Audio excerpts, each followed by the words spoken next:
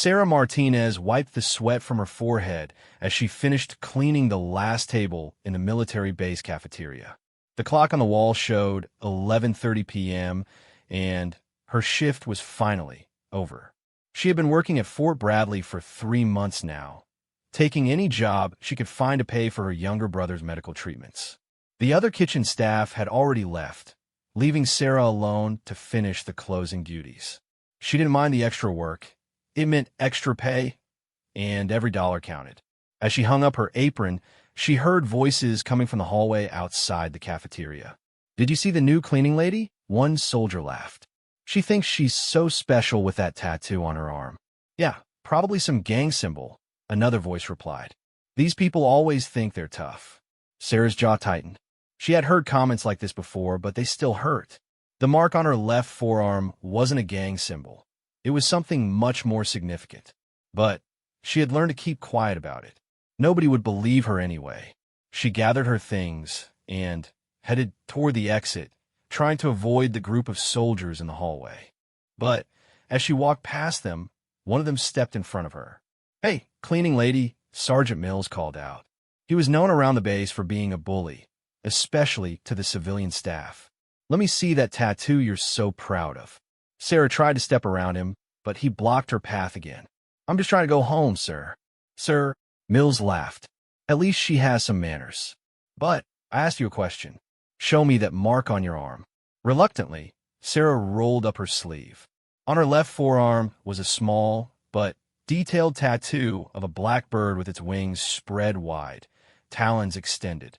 Below were symbols that looked like military insignia, but not from any branch the soldiers recognized.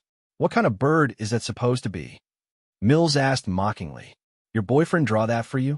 "It's a falcon," Sarah said quietly. "A falcon?"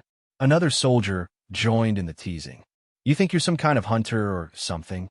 The only thing you're hunting is dirty dishes and garbage." The group erupted in laughter. Sarah's face burned with embarrassment and anger, but she kept her expression neutral. She had learned long ago that fighting back only made things worse. "Can I please go now?" she asked. Mills stepped aside with an exaggerated bow. "Of course, Your Majesty. Don't let us keep you from your very important work." Sarah walked away as quickly as she could without running. Behind her, she could hear them still laughing and making jokes.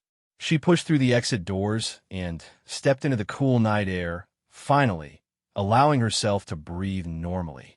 The parking lot was nearly empty except for a few cars belonging to the night shift security guards. Sarah's old Honda was parked under a broken streetlight, making the walk across the dark lot feel longer than usual. As she fumbled for her keys, she noticed someone sitting on the hood of a car nearby. It was an older man in civilian clothes, but something about his posture and the way he carried himself screamed military.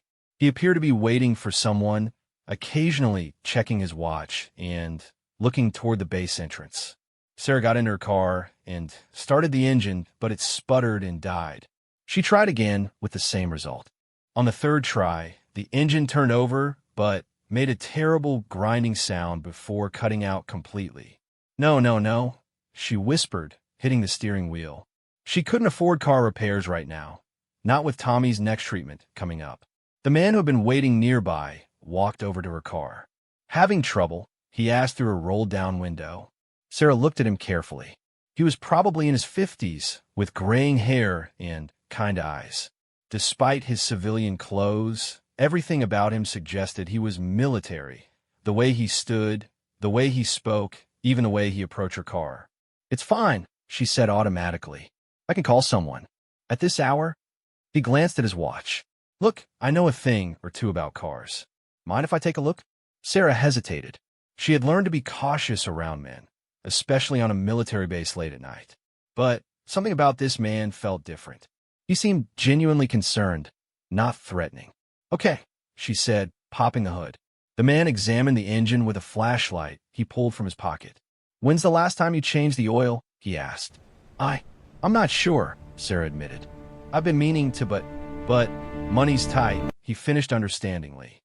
"I get it. Looks like your engine's been running pretty rough. You're lucky it didn't seize up completely." He pulled out his phone and made a call. "Hey, it's me. I need a favor. There's a young lady here whose car broke down. Can you send someone to pick it up and get it fixed?" "No, I'll cover it." "Thanks." Sarah stared at him in shock. "Sir, I can't let you do that. I don't even know you." "Name's Robert," he said with a smile. "And you are?" "Sarah Martinez." "Well, Sarah Martinez, consider it a random act of kindness. Everyone needs help sometimes." "But why?" Sarah asked. "You don't know anything about me." Robert studied her face for a moment. "Sometimes you can tell a lot about a person just by watching them. I've been sitting here for the past hour, and I saw what happened inside through the window." Sarah's cheeks reddened. "You saw that?" "I saw a young woman keeping her composure and dignity while a group of idiots acted like children," Robert said firmly. "That takes strength." A tow truck arrived within minutes, which surprised Sarah. Military bases usually didn't get such quick civilian services unless someone with authority had made the call. "The mechanic will have it ready by tomorrow afternoon," Robert assured her. "Now, how are you getting home?" "I'll call a cab," Sarah said, though she knew she couldn't really afford it. "Nonsense. I'll give you a ride." Sarah wanted to refuse, but she was exhausted and out of options. She got into Robert's car, a simple black sedan that was much nicer than it looked on the outside. During the drive to her apartment, they talked about general things, the weather, the local area, her work at the base. Robert was easy to talk to, and Sarah found herself relaxing despite her usual wariness around strangers. "You mentioned your brother earlier," Robert said, as they pulled up to her building. "Is he okay?" Sarah hesitated, then decided there was no harm in sharing. "He's sick. Cancer. The treatments are expensive, which is why I'm working so many extra shifts." Robert nodded thoughtfully. "How old is he?" 15. "He's a good kid, really smart. He wants to be a doctor someday." Sarah's voice caught slightly.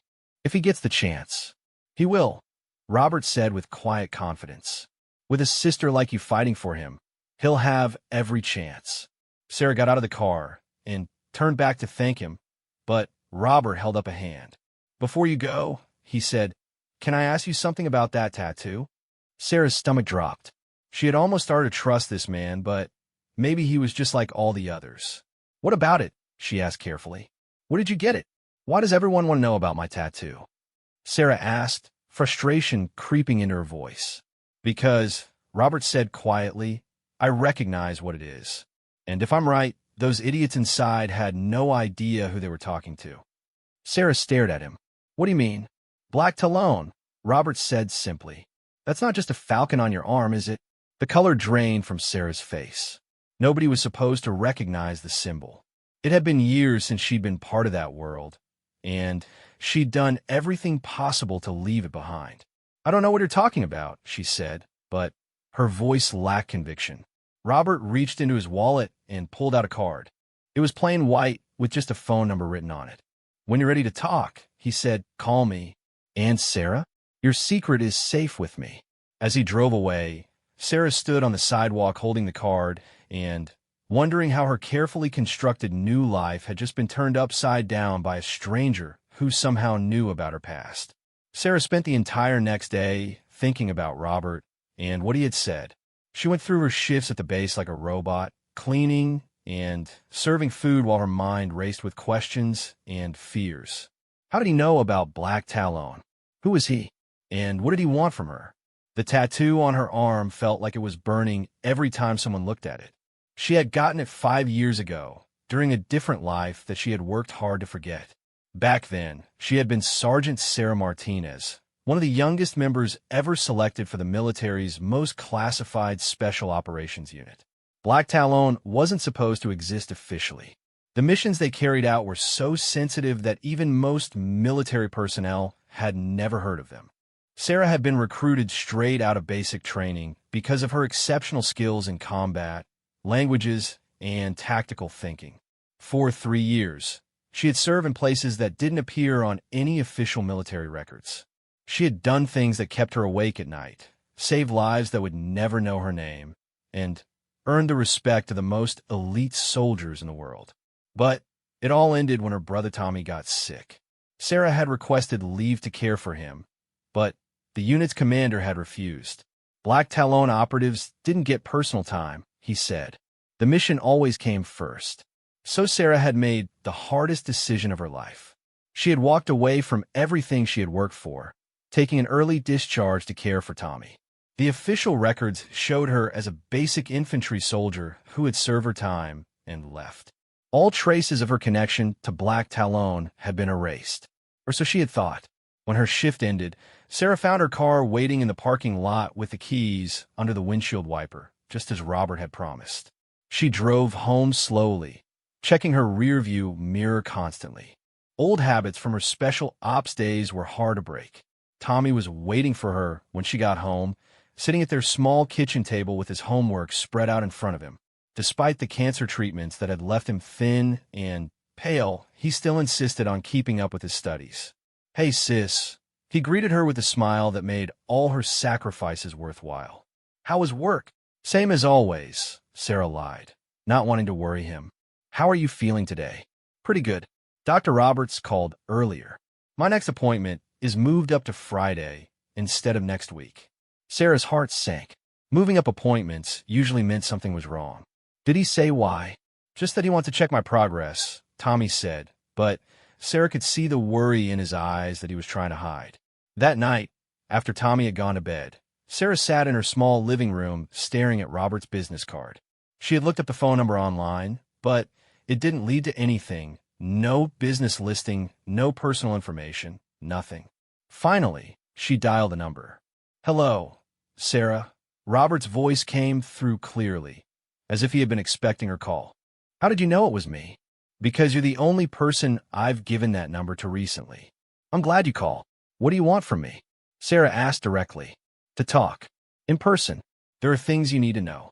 "I'm not interested in going back to that life," Sarah said firmly. "I left Black Talon for good reasons." "I know why you left," Robert said gently. "And I respect your decision. But circumstances have changed. Can we meet tomorrow? Somewhere public where you'll feel safe." Sarah hesitated. Every instinct told her to hang up and pretend this conversation had never happened. But something in Robert's voice made her pause. "The coffee shop on 5th Street, she said finally. 2 o'clock. I'll be there." The next day, Sarah arrived at the coffee shop 15 minutes early and chose a table near the back exit. Another old habit. She watched Robert enter and was struck again by how he moved, definitely military, probably high-ranking. He bought 2 coffees and sat down across from her. "Thank you for coming. Just tell me what this is about," Sarah said. Robert reached into his jacket and pulled out a folder. 3 weeks ago, a Black Talon safe house in Eastern Europe was compromised. 6 operatives were captured. Sarah felt her blood turn cold. She knew those safe houses had used them during her own missions. "What does that have to do with me? I've been out for 2 years. The people who took them aren't ordinary terrorists," Robert continued. "They're well-funded, well-trained, and they seem to know everything about Black Talon operations. Too much." He opened the folder and showed her photographs of the captured operatives. Sarah recognized 2 of them, Marcus Chun and Elena Rodriguez. They had been her teammates on several missions. "We think there's a leak inside the unit," Robert said quietly. "Someone with access to classified information is selling it. So investigate internally," Sarah said, though her heart was racing. "Why are you telling me this?"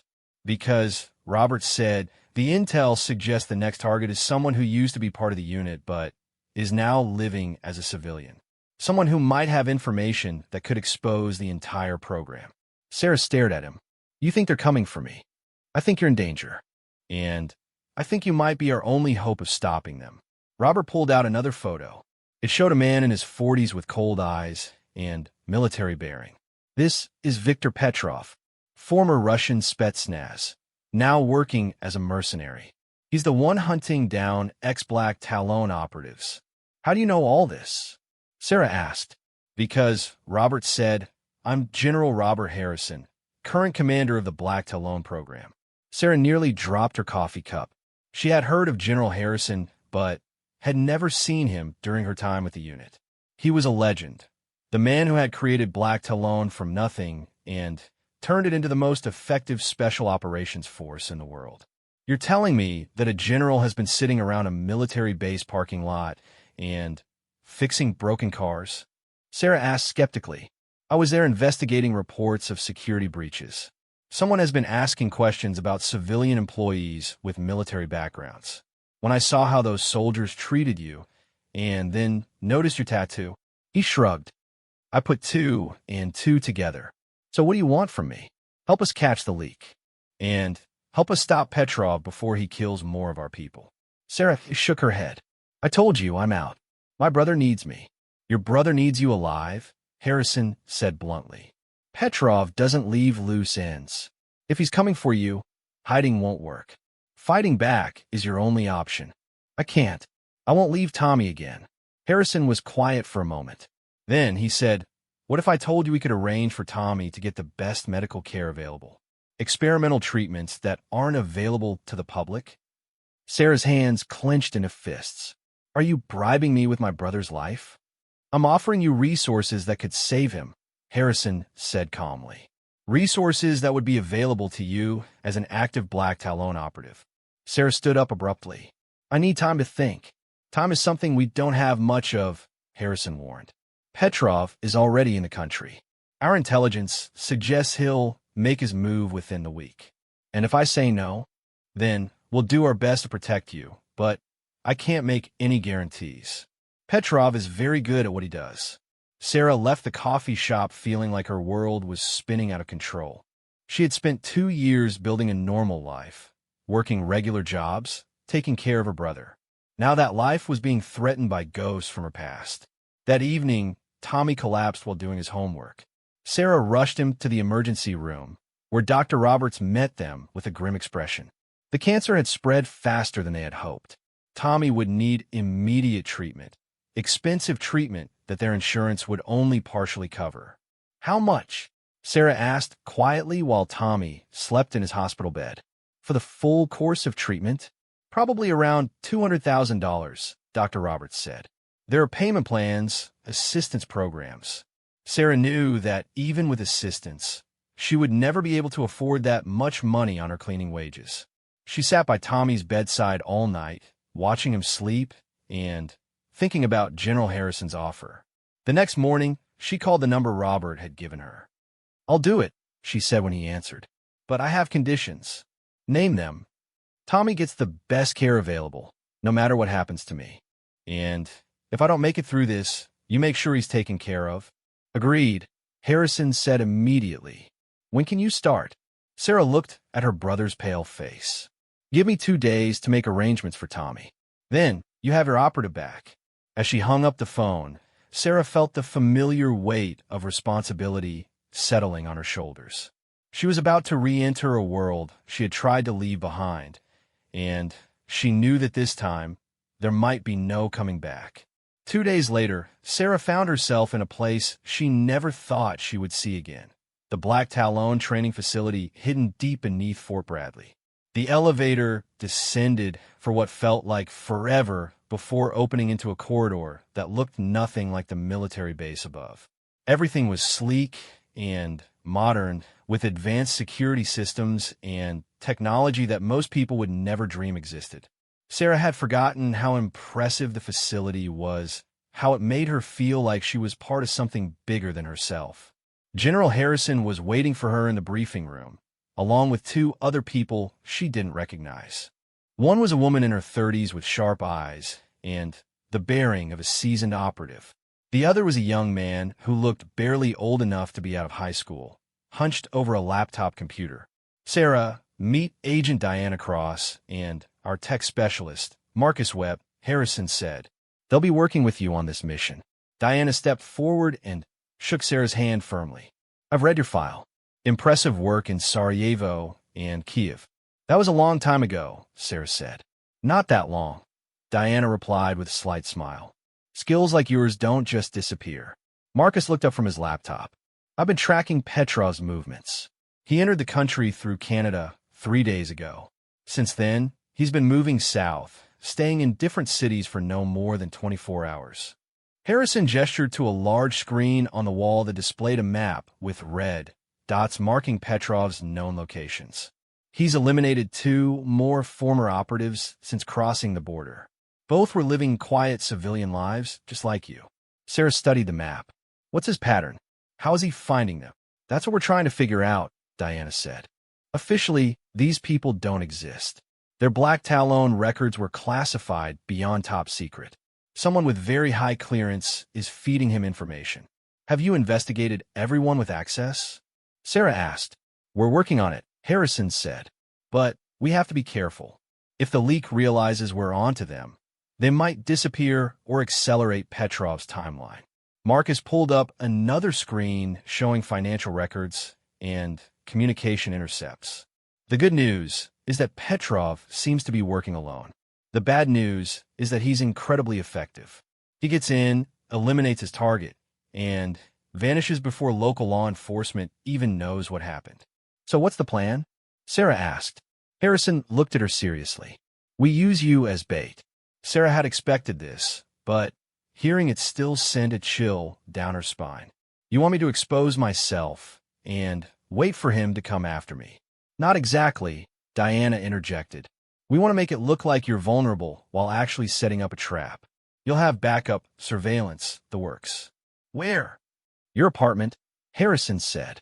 It's the most logical place for him to strike. You'll go about your normal routine, but we'll have teams positioned throughout the building and surrounding area. Marcus turned his laptop toward them. I'll be monitoring all electronic communications in the area. If Petrov so much as uses a cell phone within a mile of you, we'll know about it. Sarah nodded slowly. What about Tommy? He's already been transferred to a private medical facility under an assumed name, Harrison assured her. The doctors there are world-class, and security is tighter than most government buildings. He's safe. That evening, Sarah returned to her apartment for the first time since agreeing to rejoin Black Talon. Everything looked the same, but she knew that hidden cameras and listening devices were now installed throughout the building. Diana and her team were positioned in a van across the street, while Marcus monitored everything from the underground facility. Sarah went through her normal routine, cooking dinner, watching television, preparing for bed. But every sound made her tense. Every shadow in her peripheral vision caught her attention. Her training was coming back quickly, along with the hypervigilance that had kept her alive during her years as an operative. On the second night, Marcus's voice crackled through the nearly invisible earpiece she was wearing. Sarah, we've got movement on the fire escape.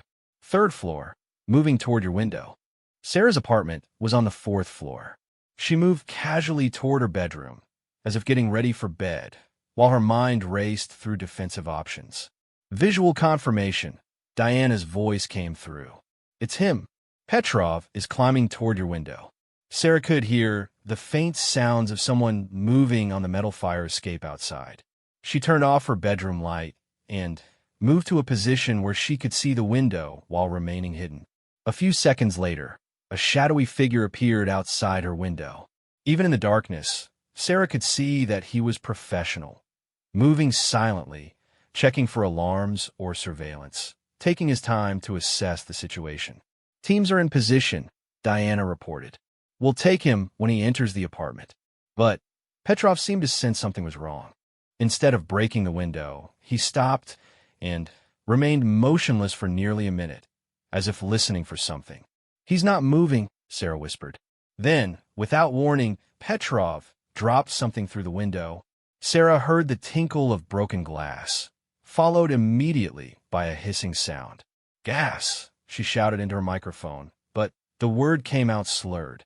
Whatever Petrov had thrown was already affecting her. The world began to spin as Sarah fought to stay conscious. Through the haze, she saw Petrov efficiently break the rest of the window and climb into her apartment. He was wearing a gas mask and moved with the confidence of someone who had done this many times before. Teams are moving in. Diana's voice seemed to come from very far away. Sarah, stay down. But Sarah's training kicked in despite the gas. As Petrov approached her, she rolled to the side and swept his legs, sending him crashing into her dresser. The impact knocked his gas mask askew, and he breathed in some of his own knockout gas. Both of them were now fighting through the effects of the chemical, but Sarah had a slight advantage since she had been holding her breath longer. She managed to land a solid punch to Petrov's throat before the gas overwhelmed her completely. The last thing she remembered was the sound of her apartment door being kicked in as Diana and her team stormed the building. When Sarah woke up, she was in the Black Talon medical facility with General Harrison sitting beside her bed. "How do you feel?" he asked. "Like I got hit by a truck," Sarah replied groggily. "Did we get him?" Harrison's expression was grim. "We got him, but not the way we planned. Petrov died from the gas exposure. Apparently, the knockout agent he was using was more potent than he realized. So we lost our chance to interrogate him." "Yes and no," Harrison said. Marcus was able to hack into Petrov's equipment before the hazmat team cleared the scene. "We found encrypted communications with his handler." Sarah struggled to sit up. "And the leak isn't someone with current access to Black Talon files," Harrison said. "It's someone who stole them years ago and has been selling the information gradually to avoid detection." "Ooh." Harrison handed her a tablet displaying a photograph of a man in military uniform. Sarah recognized him immediately.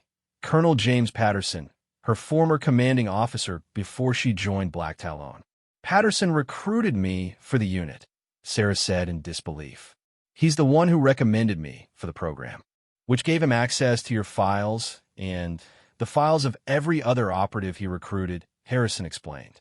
"He's been selling that information for the past 3 years. Where is he now?" "That's the problem. Patterson disappeared 2 days ago. We think he realized we were closing in on him." Sarah swung her legs over the side of the bed, ignoring the dizziness. "Then we need to find him before he sells more names to other buyers." Harrison stood up. "Sarah, you've done enough. You were nearly killed last night. And I'll be nearly killed again if Patterson sells my location to someone else," Sarah said firmly. "Besides, I know how he thinks. I can help you track him down." 3 days later, Sarah found herself in a small town in Montana, following leads that Marcus had uncovered about Patterson's possible whereabouts. It turned out he had purchased property there under an assumed name 2 years earlier. The cabin was isolated, surrounded by dense forest, and accessible only by a narrow dirt road. Sarah approached on foot, using skills she had learned during her special operations training to move silently through the trees. She found Patterson sitting on the cabin's front porch, apparently waiting for her. "I wonder when you'd show up," he said calmly, "though I expected them to send someone else." "Why?" Sarah asked, keeping her weapon trained on him. Patterson smiled sadly. "Because you always were my best student. I taught you everything you know about tactics, strategy, reading people. Using you against me is like using my own knowledge against myself. Why did you do it? Why did you sell out your own people? Do you know what they pay retired colonels, Sarah? Do you know what it's like to spend 30 years serving your country and then get tossed aside with a pension that barely covers rent?" Sarah kept her weapon steady. "So you decided to get rich by selling the lives of people who trusted you." "I didn't think anyone would get hurt," Patterson said. "I thought the information would just be used for intelligence gathering, not assassination. 6 people are dead because of you." Patterson's face crumpled. "I know, and I have to live with that for the rest of my life." "You're coming back with me to face justice," Sarah said. "I know," Patterson replied. "But first, there's something you need to know. The files I sold, yours wasn't the only one. There are 12 other former operatives whose information is still out there. Petrov was just the first buyer." Sarah's blood ran cold. "How many more killers are coming?" "I don't know," Patterson said quietly. "But, Sarah, you need to understand, this isn't over. It's just beginning." As Sarah led Patterson back through the forest toward the waiting extraction team, she realized that rejoining Black Talon hadn't been the end of her journey. It had been the beginning of a new mission that would require all her skills and courage to complete. But for the first time in 2 years, she felt like she was exactly where she belonged. Tommy's treatments were successful, and he went into full remission 6 months later. Sarah continued working with Black Talon, hunting down the remaining threats while building a new life that balanced her duty to her country with her love for her brother. The kitchen staff at Fort Bradley eventually learned that their former cleaning lady had been much more than she appeared. But by then, Sarah Martinez had become a legend in her own right, the operative who had come back from civilian life to save not only her own life, but the lives of countless others. And sometimes, late at night in the base cafeteria, the newer soldiers would tell stories about the woman with the black falcon tattoo who had once cleaned their tables and served their food, never knowing that they were in the presence of one of the most dangerous and dedicated warriors their country had ever produced.